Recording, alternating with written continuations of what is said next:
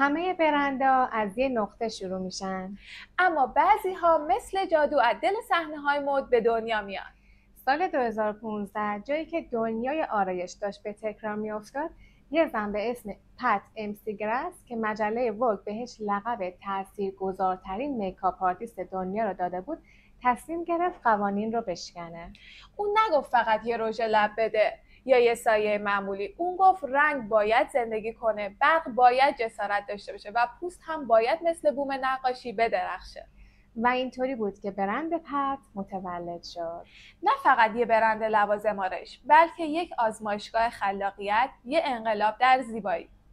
از فشن شوهای دیور و پرادا گرفته تا کیف لوازم آرایشی سلبریتی‌ها، این محصولات همیشه همون جادویی بودن که توی عکس‌ها برق میزنن و توی دل میمونن. فرمول‌های انحصاری، پیگمنت‌های خارق‌العاده. و بله، اون برق طلایی افسانه‌ای که فقط پت بلده. امروز توی اصلت ما شما میتونید بخشی از این افسانه رو لمس کنید. اصل، خاص، با قیمت واقعی.